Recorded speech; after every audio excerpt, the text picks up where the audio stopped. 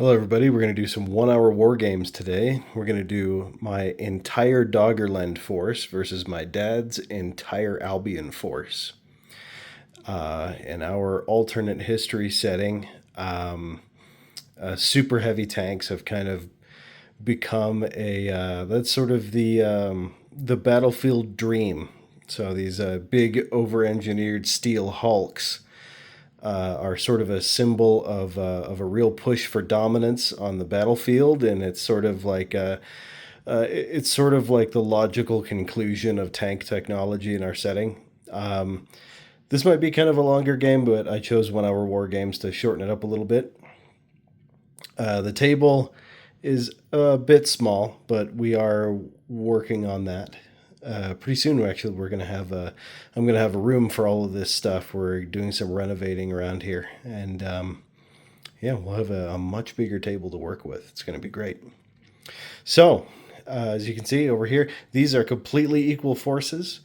Over here, the forces of Doggerland have their three tanks. They have the Otto. They have Gustav, which is actually a command unit, which doesn't mean anything in 1 hour war games, but there he is poking out of the tank, telling people what to do.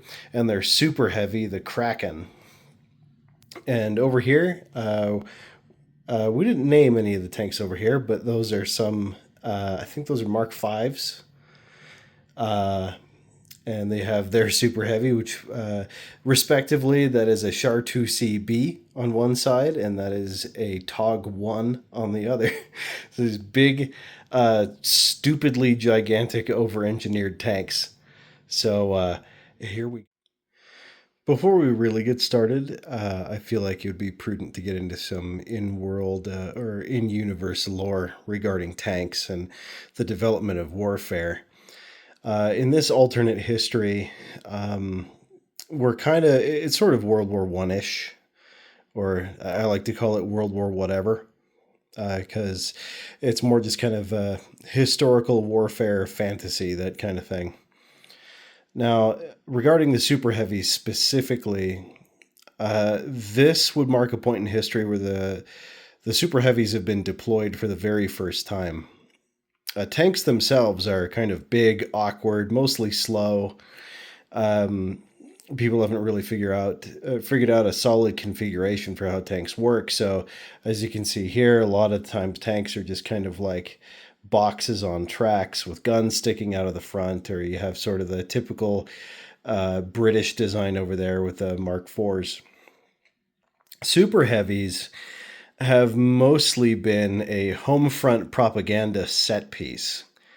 Reassuring the people we are strong, we have the technology, we'll have no trouble winning this war, whatever it's over. So this would mark the first time in history that super heavies have ever actually seen combat. As far as super heavies are statted in 1 hour war games, they're going to be tanks. They're a bit more robust. I'm going to say they have like 20 hit points. They're slower though. But especially in the case of the Char 2CB over there, it has a hefty gun. I think that's like a 155 millimeter cannon. Gigantic. These don't have any meaningful differences in the game, but flavor wise, it's fun to work out, or it's fun to think about, because like this thing over here, it's got the big cannon, and then it has a forward and rear facing coaxial machine gun there. Whereas the Tog 1 actually has two cannons. It has a smaller, I think that's a 75 millimeter up in the top. And in the bottom there is a larger hull mounted cannon. So if we were playing something like Gaslight, all of those weapon placements and the different amounts of weapons on each vehicle would matter, as well as crew size. So for example, the Kraken has like 12 dudes in it. That would all be taken into account in something like Gaslight, and therefore the game would take a lot longer.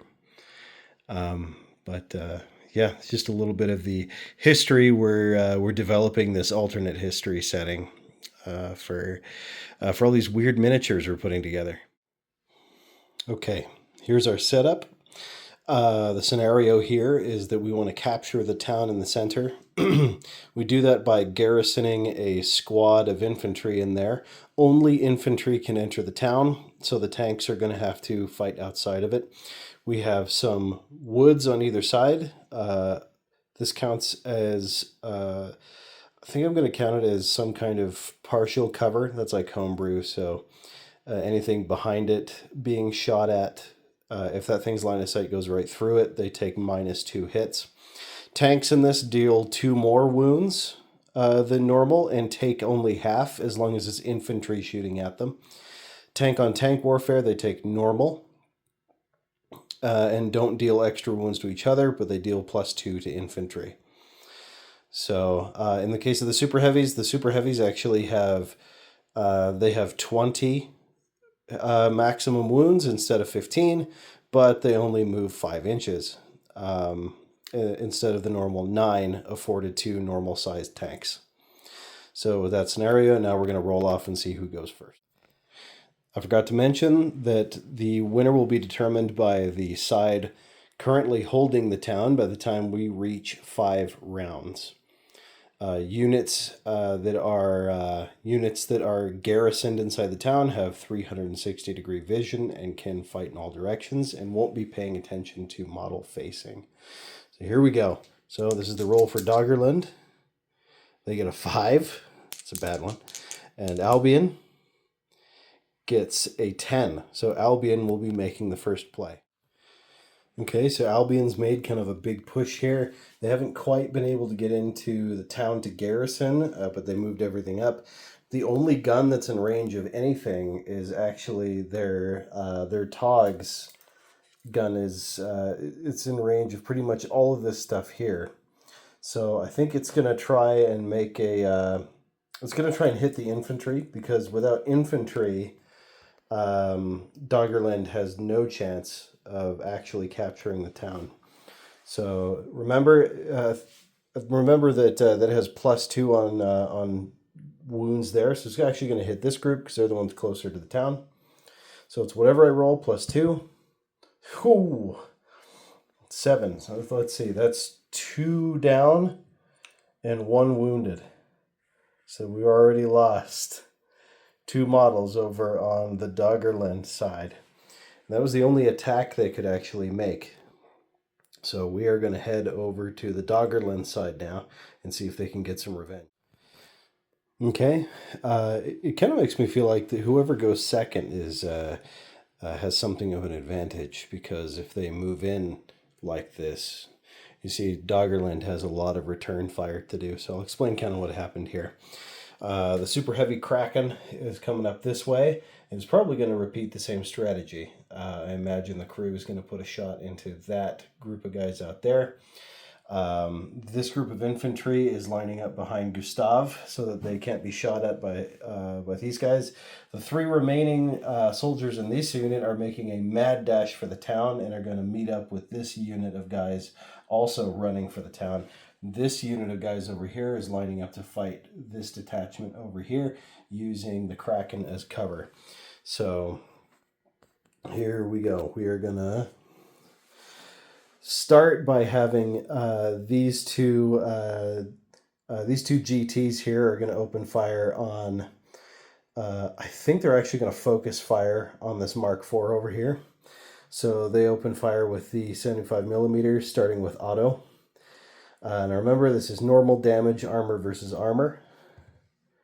That's 2 wounds against this one, plus whatever Gustav does. 2, so that's a maximum of 4 hits on this guy here. Excuse me, I need another die. Okay. These 2 groups of soldiers, this group of 3 actually has line of sight on that group of infantry looking to go into the town, so they're gonna open fire on them, and they deal a single hit. Terrible, awful. These guys here also had line of sight, so we're gonna roll for them. 3, so that is 1 dead soldier, 1 wounded on this side here. Meanwhile, over here, Kraken opens fire on that group of infantry over there, so that's die +2. That's 3. So that's 1 dead soldier over there. And that concludes the Doggerland turn and the first round. Alright, as you can see, Albion has a firm hold on the town now. They have 1 garrisoned unit and then 2 outside flanking. That tank has moved up. This tank has repositioned so it can see these infantry units. Still, the only one it can really see is that one, who it's probably going to try and finish off. This guy, on the other hand, I don't think it has direct line of sight to... It doesn't. So it can't actually attack that unit there. But moving up would have blocked this one from doing its job. So it's getting a little bit crowded, and that's just a function of the fact that I'm using a 3x3 card table. So we make do the way we can. So that's what we're going to do. We're going to do some shooting. I'm going to start with the infantry here. So these guys who are garrisoned here are going to return fire on that remaining group of 3 Doggerland soldiers there.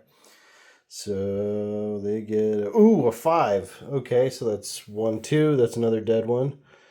That's 3, 4, 5. That's another dead one. So there's 1 guy remaining in that entire unit. This tank here, its gun, actually, if that gun were to swivel, it cannot actually see that unit there. So he's actually safe from the tank. Those guys, however, are not safe from this group of infantry here, who are going to shoot into them. And that's 3 hits, so that is a dead soldier. Let's see what's left. Tanks. Okay. The tank is going to... I would have activated these guys, but I don't think these guys can see anybody. So this tank here is going to take a shot at that last Doggerlander. I think he's in range. 1 sec.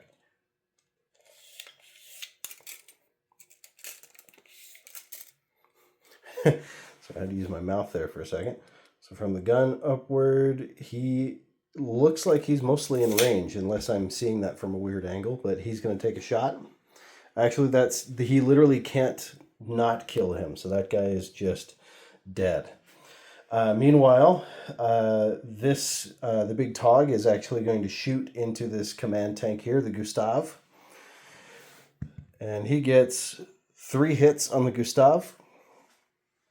That tank there is going to shoot into the Kraken using its cannons. And it gets 6 hits on the Kraken. Wow. Okay, devastating turn for Albion. Let's see if Doggerland can return the favor.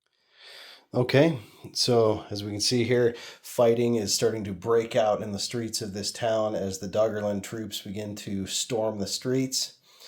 Gustav has actually pivoted and moved to cover the entry of these troops and is also going to use its cannon to fire on the troops in the square. Otto, the crew of Otto has continued to focus their guns on this Mark IV over here. Kraken has moved up a little bit more to engage this entire front with that 150 millimeter. Also covering these troops who've moved up to shoot across at that squad over there. So we have, this is like the height of the action here. So here we go. We're actually going to start with Otto over here. He's going to put some more shots into this Mark IV. Devastating hit. 5 more wounds onto that Mark IV. Now we're going to move on to the Gustav, who is going to... he fires a fragmentation shell into the square, hitting that group of guys there. So that's going to be +2 to whatever hit. Okay, 3. That's another dead soldier. We're rolling a lot of 1s here. Kraken is actually going to aim that gun directly at that squad of guys there. So, it's like an earth-shaking blast as that giant cannon goes off. +2 against that squad. We get, ooh, my gosh. So that's 8. That's 3, 6, 7, 8. So that's 2 dead soldiers and 1 wounded by 2. 1 severely wounded. Okay, so now we're going to go on to onto the infantry here. The squad running in is going to fire into this squad defending the square. 6, that's 2 dead. And the squad behind them is going to try and finish him off. Actually, he can't not finish him off, so that soldier is dead. Now this group of soldiers here is going to fire over there into that squad. Getting 5, that's another dead. And 1 wounded by 2. So pretty savage counterattack by Doggerland, and the end of round 2. I had to remove the bodies because it was just getting a little bit too messy in the town. But Albion is not keen on giving up on the town, and just like their Doggerland neighbors, they are stubborn and they are brave. So these last 2 units, there's a full unit and a wounded unit, have both pushed into the square and are getting ready to engage with these Doggerland guys. It was only then that they noticed that there's that fragmentation cannon pointing into the square, but that's all right because they're super heavy. Their Tog 1 has pulled up around here and turned her turret to face the charging Doggerlanders. It is able to shoot over here, so it can't shoot through here, but it can see this group here. Sorry, the camera wasn't focused on it. Meanwhile, this heavily damaged tank is smoking and has turned to engage its assailant, leaving the attack on the infantry to the Tog. Over here, things continue as normal mostly, as they plan on engaging the Kraken. This is sort of a separate conflict, a lot like what's going on down here, and is peripherally related to the battle in the town. So we're going to do the tanks first. So over here, this one here is going to return fire on auto, dealing a single wound to it. The Tog is going to shoot with its turret gun into this group of charging Doggerlanders. So that's a +2 on whatever it rolls. That's really scary. Oh my gosh, that's a 7. So that's 2 dead, 1 wounded. Absolutely brutal. Okay, meanwhile over here, that Mark IV is going to shoot into the Kraken and try and disable it because it's pretty scary. So here we go. And it gets a 1. So that's another single wound to the Kraken.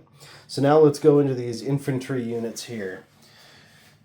This first group on the left is going to fire into what's left of that advancing Doggerland group there. Scoring 6, killing 2 more soldiers on the way in.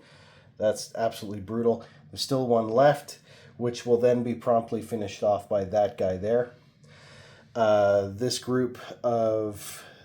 Yeah, so he's dead. Yeah, sorry. This group of infantry here is going to fire into these Doggerlanders here, whom they can see. That's 3, so that's 1 more dead soldier. And that's the beginning of round 3 there. It is getting bloody, and we're going to go over to Doggerland. So what I wanted to do is for Otto to actually pivot and start shooting into there, but shooting past Gustav and past the Tog and past the buildings, that is just, it's too much crap in the way. So Otto is going to continue engaging with this Mark IV. Gustav, on the other hand, is going to probably put another fragmentation shell into the town. But what's probably going to happen is he's going to aim for that group there, because this group of infantry is probably going to try and finish off that group of infantry. Or something like that. I don't think they can finish it per se, but they can heavily reduce its size. I think the tank might actually try and mop that up. Meanwhile, Kraken and these guys are actually going to try, they're going to keep fighting over here. This group of infantry has actually fallen back behind Kraken because this fight is going to start getting really, really ugly, especially if that Tog puts another shot into these dudes after this combat here. We need infantry to be able to take over the town. And if we don't have that, then Doggerland is at an automatic loss because we just can't take it. So we're going to start with the tanks. Otto is going to put another round into this Mark IV. dealing 3 more damage. So that's got it up to 12. That thing is on fire. It's not quite gone, but it's not doing good. So now here's the big choice. I think Gustav is actually going to try and finish off that group on the left. So that's a +2 to whatever we roll. That's a 6. That's just 2 dead. No, that was, yeah. 6. Okay, it doesn't matter. One guy still has 2 wounds because that's 3 each. And then I'm afraid we could just finish them off. I think we have to do that. So this infantry squad here is just going to finish them off. So that squad's dead, leaving that group of 4 there. And then what we're going to do here is Kraken is going to shoot into that infantry squad again. So here we go. D6 +2. Wow, okay. And that's already like that. So that is a wiped out squad. And that is the end of turn 3. So it's looking close. That squad there is depending on some really horrific rolls from those two. I don't know. Doggerland winning this is actually going to be a miracle. Albion, I think, might have.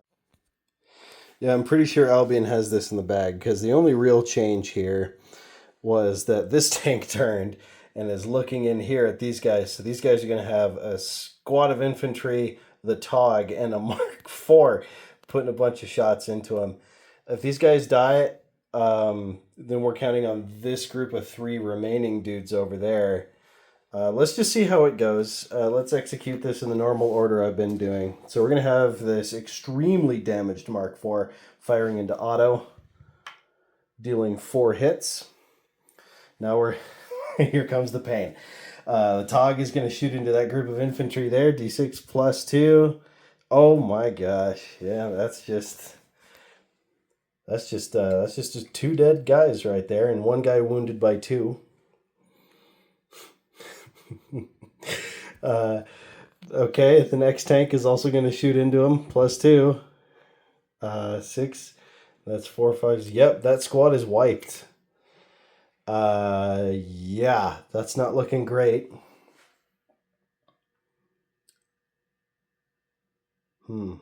Actually, no, we might still have this because I'll get to that in a second. So this group of infantry is going to start shooting Gustav, and Gustav only takes half hits from infantry shots. I think minimum 1, so Gustav takes another hit. Yeah, that's it. So what I'm thinking is, the reason we might still have this is because if I shuffle the tanks a little bit, and if Kraken backs up and is able to start putting shots into the square, all of Albion's infantry units would be dead, which means that nobody holds it by the end of turn 5 unless the infantry can get there, which I don't think so. Which would mean this is a draw. Unless you want to count technically having infantry as a win, but the condition was that somebody is holding the town by the end of turn 5. So let's go ahead and move around some of Doggerland's guys, and we'll see where that goes. It would seem that too many tanks has caused this battle to descend into complete absurdity. So here's the deal. We have the GTs pointing in here. Gustav and Otto are both going to be shooting into that, and Kraken pulled around here, nudging into that tank there, and it's going to shoot a giant round into there. Meanwhile, this small group of infantry has tucked in here, and hopefully Gustav being in the way actually stops this tank from just coming around and shooting them on round 5. So here we go. We're doing 3 tank rounds in there. First, Otto. That's 3 dead and 1 wounded by 2. No, sorry, 2 dead, 1 wounded by 2. That's, now we got Gustav. And that's 2 more dead.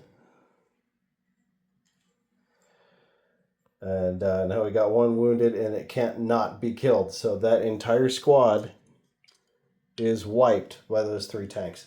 So now we're going to go on to round 5 now, and I'm going to see what happens with these guys here. Oh, okay, so if they can't get to these guys and Doggerland moves, we'll get there when we get. You see that it didn't quite tuck good enough, so the dog can actually see. I can actually see that guy there. So we're gonna go ahead and roll that attack. This is getting ridiculous. So here we go. That is 4. So that is 1 dead, 1 wounded. The other tanks aren't really doing much. You know what? I'm going to have this guy shoot into this guy because they kind of had like a beef going this entire time. Okay, dealing 2 more wounds. Okay, and so essentially how this ends is, I'm going to try and measure it correctly.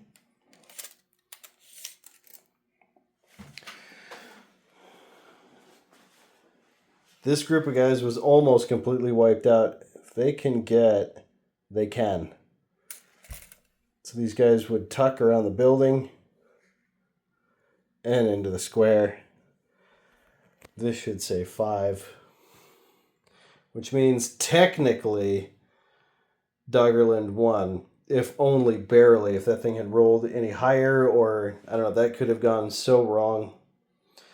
So that means we are looking at a technical Doggerland victory, if you want to call it that. All of the tanks are still left over because, yeah, they're ridiculous. They're difficult to kill. So, yeah, fun game. So what we learned here today is that tanks are super cool, but should be used very sparingly because it very quickly descends into a circus of steel. And people become very, very squishy targets. You know what, though? It was a guilty pleasure to include all of this armor, especially the super heavies. I really like how these guys look. So yeah, fun game. The objective of having a group garrisoned in a town like that and needing that to happen, that means that turns the tanks into a very specific tool, and that is just deprive the other team of bodies to inhabit the town, which was fun to learn. Actually, I did not see that coming when I first started this game. But it tells me that either I need to make a heck of a lot more infantry for both sides, or just use less tanks.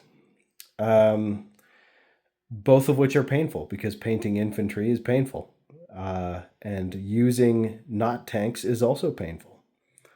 So, anyway, whichever way it goes, thank you for watching. Glory to Doggerland, and we'll see you next time.